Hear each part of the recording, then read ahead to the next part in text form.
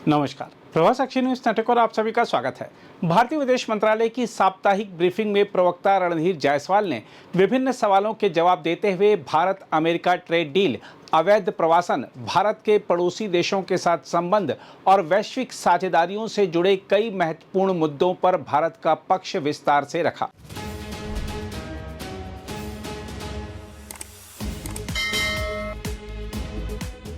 इसके साथ ही भारत सरकार ने एक बयान जारी कर पाकिस्तान द्वारा अवैध कब्जे वाले भारतीय क्षेत्र गिलगित बाल्टिस्तान में तथाकथित जनरल इलेक्शन कराने की योजना पर कड़ा ऐतराज जताया है। हम आपको बता दें कि पाकिस्तान 7 जून 2026 को तथाकथित गिलगित बाल्टिस्तान विधानसभा के चुनाव कराने जा रहा है, जिस पर भारत ने तीखी प्रतिक्रिया दर्ज कराई है। भारत सरकार ने स्पष्ट किया है कि जम्मू कश्मीर और लद्दाख के पूरे केंद्र शासित प्रदेश, जिनमें तथाकथित गिलगित बाल्टिस्तान भी शामिल है, भारत का अभिन्न हिस्सा है। सरकार ने दोहराया है कि 1947 में जम्मू कश्मीर का भारत में विधि सम्मत पूर्ण और अपरिवर्तनीय विलय हो चुका है। नई दिल्ली ने यह भी कहा है कि पाकिस्तान की इस तरह की गतिविधियां वहां हो रहे गंभीर मानवाधिकार उल्लंघनों, राजनीतिक दमन, आर्थिक शोषण और लोगों की स्वतंत्रता के हनन जैसे मुद्दों से ध्यान नहीं भटका सकती। भारत ने साफ शब्दों में कहा है कि पाकिस्तान द्वारा अवैध कब्जे वाले क्षेत्रों की स्थिति बदलने की किसी भी कोशिश को पूरी तरह खारिज किया जाता है। भारत सरकार ने जोर देकर कहा है कि पाकिस्तान आज भी अवैध रूप से भारतीय क्षेत्रों पर कब्जा जमाए हुए है और उसे इन्हें तत्काल खाली करना चाहिए। जहां तक प्रेस वार्ता के दौरान प्रवक्ता रणधीर जायसवाल की ओर से दिए गए बयानों की बात है, तो आपको बता दें कि उन्होंने कहा है कि भारत और अमेरिका के बीच अंतरिम व्यापार समझौते तथा द्विपक्षीय व्यापार समझौते को आगे बढ़ाने को लेकर बातचीत सकारात्मक और रचनात्मक रही है। इस संबंध में वाणिज्य मंत्रालय पहले ही प्रेस विज्ञप्ति जारी कर चुका है। जायसवाल ने बताया कि अमेरिका के व्यापार प्रतिनिधि कार्यालय से मुख्य वार्ताकार अपने दल के साथ भारत आए थे और दोनों पक्षों ने इस प्रक्रिया को आगे बढ़ाने की प्रतिबद्धता दोहराई है। वहीं अवैध रूप से भारत में रह रहे विदेशी नागरिकों के मुद्दे पर विदेश मंत्रालय ने स्पष्ट किया कि भारत के पास ऐसे मामलों से निपटने के लिए कानूनी व्यवस्था मौजूद है। रणधीर जायसवाल ने कहा कि यदि कोई विदेशी नागरिक, जिसमें बांग्लादेशी नागरिक भी शामिल हैं, अवैध रूप से भारत में रह रहा है तो उसके खिलाफ कानून के अनुसार कार्रवाई की जाएगी। उन्होंने बताया कि निर्वासन की प्रक्रिया के लिए भारत और बांग्लादेश के बीच द्विपक्षीय व्यवस्था लागू है। भारत ऐसे मामलों को बांग्लादेशी पक्ष के पास नागरिकता सत्यापन के लिए भेजता है और पुष्टि होने के बाद निर्वासन की प्रक्रिया आगे बढ़ाई जाती है। उन्होंने यह भी कहा कि इस प्रकार के कई अनुरोध अभी बांग्लादेश की ओर लंबित हैं और भारत चाहता है कि इनका शीघ्र निपटारा हो ताकि अवैध रूप से रह रहे लोगों की वापसी सुचारू ढंग से हो सके। साथ ही जम्मू कश्मीर के मुद्दे पर भी विदेश मंत्रालय ने अपना स्पष्ट रुख दोहराया। रणधीर जायसवाल ने कहा कि दिल्ली स्थित स्विट्जरलैंड के राजदूत ने हाल में जम्मू कश्मीर का दौरा किया और वहां कई बैठकें हुई। उन्होंने कहा कि संदर्भ में पाकिस्तान की आपत्तियों का कोई औचित्य नहीं है। उन्होंने स्पष्ट कहा कि जम्मू कश्मीर भारत का अभिन्न अंग है। साथ ही पाकिस्तान द्वारा चिनाब ब्यास लिंक सुरंग परियोजना को लेकर उठाए गए सवालों पर भी विदेश मंत्रालय ने भारत का रुख स्पष्ट किया। दरअसल पाकिस्तान ने आरोप लगाया है कि भारत चिनाब नदी का पानी ब्यास की ओर मोड़कर सिंधु जल संधि का उल्लंघन कर रहा है और जल को हथियार के रूप में इस्तेमाल कर रहा है। इस पर विदेश मंत्रालय के प्रवक्ता रणधीर जायसवाल ने दो टूक कहा कि सिंधु जल संधि फिलहाल स्थगित है और यह तब तक स्थगित रहेगी जब तक पाकिस्तान सीमा पार आतंकवाद को पूरी तरह बंद नहीं करता। भारत का मानना है कि आतंकवाद और बातचीत एक साथ नहीं चल सकते। वहीं नेपाल के विदेश मंत्री की भारत यात्रा पर विदेश मंत्रालय के प्रवक्ता ने कहा कि नेपाल के साथ भारत का संबंध बहुआयामी है। विकास सहयोग, लोगों के बीच संपर्क, व्यापार और निवेश जैसे विषय दोनों देशों के संबंधों के केंद्र में हैं। उन्होंने कहा कि नेपाल के विदेश मंत्री भारतीय विदेश मंत्री से मुलाकात करेंगे और दोनों देशों के बीच इन सभी विषयों पर व्यापक चर्चा होगी। भारत इस साझेदारी को और मजबूत करने के लिए प्रतिबद्ध है। इसके अलावा दिल्ली के मालवीय नगर अग्निकांड पर विदेश मंत्रालय ने गहरा दुख व्यक्त किया। रणधीर जायसवाल ने बताया कि इस हादसे में 13 विदेशी नागरिकों की मृत्यु हुई है। मृतकों में Mozambique, Nigeria, Liberia, Kyrgyzstan, Uzbekistan, Bangladesh, Congo और इराक के नागरिक शामिल थे। वहीं अमेरिका से भारतीय नागरिकों के निर्वासन के मुद्दे पर भी विदेश मंत्रालय ने जानकारी दी। जायसवाल ने कहा कि इस वर्ष अब तक 1076 भारतीय नागरिक को अमेरिका से वापस भेजा गया है, जबकि पिछले वर्ष यह संख्या 3567 थी। उन्होंने बताया कि भारत और अमेरिका के बीच प्रवासन तथा आवाजाही को लेकर चर्चा जारी है। जायसवाल ने कहा कि दोनों देशों का ध्यान अवैध प्रवासन पर रोक लगाने के साथ साथ वैध प्रवासन को प्रभावित होने से बचाने पर है। साथ ही भारत और रूस के रक्षा संबंधों को लेकर पूछे गए सवाल पर रणधीर जायसवाल ने कहा कि दोनों देशों के रक्षा संबंध लंबे समय से मजबूत रहे हैं। सुखोई 57 कार्यक्रम का उल्लेख करते हुए उन्होंने कहा कि इस विषय से जुड़ी विशेष जानकारी रक्षा मंत्रालय से प्राप्त की जा सकती है। उन्होंने कहा कि भारत और रूस के बीच रणनीतिक सहयोग लगातार मजबूत बना हुआ है। बहरहाल आइए देखते हैं विदेश मंत्रालय के प्रवक्ता रणधीर जायसवाल ने अपनी विस्तृत प्रेस वार्ता में और क्या बड़ी बातें कही। देखिए, जहां तक ट्रेड डील की बात है, व्यापार संधि की बात है, जैसा आपको पता है कि 1 जून से 4 जून के दौरान, जो कि कल तक, अमेरिका की तरफ से एक टीम यहां आई थी उनके नेगोशिएशन के लिए। और ये जैसा कि आपने देखा होगा प्रेस विज्ञप्ति जो कॉमर्स मंत्रालय की तरफ से जो जारी किया गया कि ये बातचीत जो दोनों पक्षों के बीच में हुई ये काफी पॉजिटिव, सकारात्मक रही और कंस्ट्रक्टिव रही। तो हम आशा करते हैं कि आने वाले दिनों में इस पे चर्चा और होगी और इस जो अंतरिम ट्रेड डील की बात चल रही है उसको दोनों पक्षों के बीच में उसको पूरा किया जाएगा। दोनों तरफ से प्रतिबद्ध भी हैं दोनों पक्ष की इसको जल्द से जल्द पूरा करना है। तो विशेष जानकारी के लिए इस बायलैटरल ट्रेड एग्रीमेंट पर जैसा कि मैंने कहा कि कॉमर्स मिनिस्ट्री ने एक प्रेस विज्ञप्ति जारी किया है, उसमें और भी चीजें हैं जिस पर मैं आपका ध्यान आकर्षित करना चाहूंगा। Regarding relations with foreign countries, see all our international engagements have their own standing, own salience, and that will continue to be the case. Our position on our foreign policy. The second question was regarding Bangladesh. Now, on Bangladesh, as I have told you before also, that all foreign nationals in India, if they are here illegally, including from Bangladesh, we have laws to deal with them and they'll be accordingly dealt with. As far as deportation of these people is concerned, there is a bilateral mechanism in place, and once we refer these cases to the Bangladeshi side for them to verify the nationality of these people, and once it is verified, then we take forward the deportation process.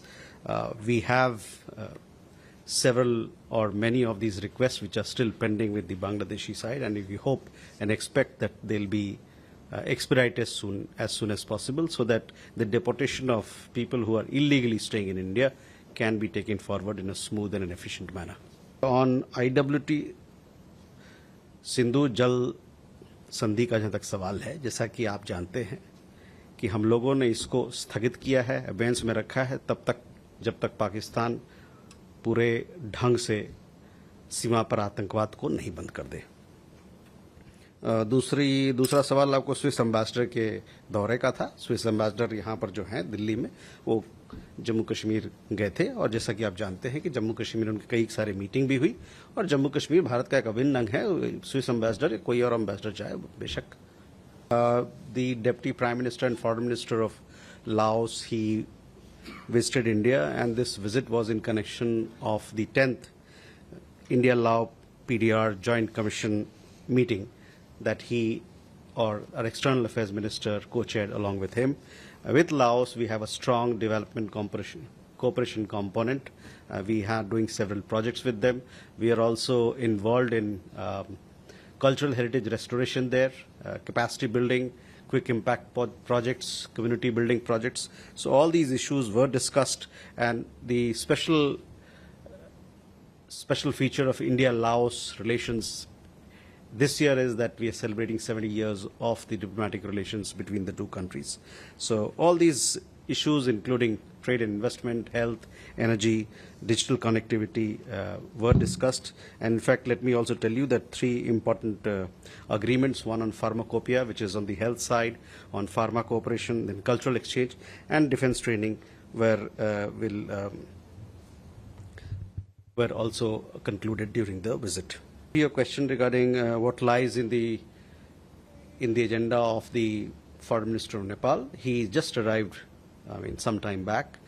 He will be meeting our foreign minister. with Nepal, we have an expansive agenda from development cooperation to people-to-people ties to trade and investment. So all these ties together will be discussed when the two foreign ministers meet. But on our side, we are keen to further strengthen this multifaceted partnership that we have with Nepal. On the death of the UN peacekeeper, here we have condemned this particular attack on UNIFIL, in which one soldier from Serbia has been killed. I would urge you to look at the press statement that we issued on this particular incident. We've taken a similar stance. We've condemned the attack on UN peacekeepers deployed with UNIFIL, and we have paid tribute to the fallen Serbian blue helmet soldier. And we also hope that those who have been injured, they'll recover soon. But we have issued a press release. This press release was issued by our permanent mission of India in the New York. So you will get more details on this particular subject in the press release. आपका सवाल नेपाल के ऊपर है। नेपाल के साथ जैसे मैंने बताया आपको, हमारे विदेश मंत्री की, उनके विदेश मंत्री का दिल्ली में आगमन हो चुका है और कल उन दोनों के बीच में बातचीत होगी। इस बातचीत में जितने हमारे मुद्दे हैं नेपाल और भारत के बीच में, उस पे बातचीत की जाएगी। जहां तक अन्य मुद्दे की जिसका आपने जिक्र किया, मैंने पहले ही बताया था, उसमें हमने अपना स्पष्टीकरण दिया है कि हम उन मुद्दे को कैसे देखते हैं और उन मुद्दों को सुलझाने के लिए हमारे पास बायलैटरल मैकेनिज्म है, जिसके तहत हम उस पर बातचीत करके उसको आगे ले जाना चाहते हैं। मालवीय नगर घटना में जहां तक हमारे पास सूचना है अभी तक, उसके हिसाब से 13 विदेशी नागरिक इस दुर्घटना में उनकी मृत्यु हुई है। ये जो 13 नागरिक हैं वो मोजम्बिक से हैं। मोजम्बिक से 1 शख्स, नाइजीरिया से 4 लोग, लाइबेरिया से 1, किर्गिस्तान से 3, उज्बेकिस्तान से 1, बांग्लादेश से 1, कांगो से 1 और इराक से 1। इतने 13 लोगों की मृत्यु हुई है। हमारे तरफ से उनके परिवारों को संवेदनाएं हम प्रकट करना चाहते हैं। साथ ही साथ मैं ये भी कहना चाहता हूं कि इन सभी देशों के दूतावास से हमारी बातचीत चल रही है, ताकि उनको जिस तरह की मदद हम दे सके इस मसले में, वो हम उनको प्रदान करने की हम लोग बात कर रहे हैं। और जो भी हमसे हो सकता है, जिस प्रकार का उनको सहायता चाहिए, उसको प्रदान करने के लिए हम उनसे बातचीत कर रहे हैं। प्रेस कॉन्फ्रेंस में आपने सवाल पूछा था कितने लोग डेपोटेशन के माध्यम से अमेरिका से भारत आए हैं।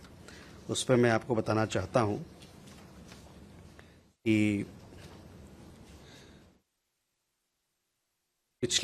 अभी तक इस साल 1076 भारतीय नागरिक अमेरिका से डिपोर्ट होकर आए हैं और पिछले साल ये संख्या 3567 की थी।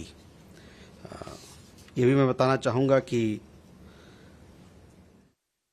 माइग्रेशन और मोबिलिटी के मामले में दोनों पक्षों के बीच में बात चल रही है और दोनों तरफ से ये है कि हम इलीगल माइग्रेशन को किस तरह से उस पर सख्ती करें, उसको रोकने की कोशिश करें और साथ ही साथ जो कानूनी प्रवास है उस पर इसका कोई प्रतिकूल प्रभाव न पड़े, इस पर भी दोनों पक्षों के बीच में बातचीत चल रही है। Your question was Russia Ukraine conflict. On this particular issue, our position has been clear and consistent that we continue to focus on dialogue and diplomacy and as a way forward for early return of peace, for conclusion of this conflict, for the cessation of hostilities. And India, as you know, always stands on the side of peace. On the Bangladesh issue, Gautam, I have not seen that comment, so let me come back to you at what exactly. But let me tell you that India and Bangladesh relations, we want to further strengthen these bilateral ties and take it in a positive direction. Kallol, I told you, while answering Siddharth's question, I told you what is our position as far as dealing with illegal foreign nationals in this country is concerned. Over and above, if you have any other question, I would urge you to take it to Ministry of Home Affairs. They perhaps will have more to say on this particular subject. We have in Chile, we have a large as in 4,000 odd Indian nationals and people of Indian origin. In Bolivia, less than 100 is the number of the Indian community there, and in Ecuador something like 350 people. On Colombia, I don't have an exact number for you right at this point in time, but we are following closely developments that are happening in these countries, and we are also in touch with our community, as also we are in regular touch with our missions there and getting an update on the situation. As far as assistance to Cuba is concerned, we have friendly ties with Cuba, as you know. When Cyclone Melissa had hit the island country last year, we had provided them with assistance, HADR assistance, including generators and medicines and other essential supplies. So that is how we responded to the natural disaster that came to Cuba. Neeraj and Sanjeev, your question is regarding the comments made.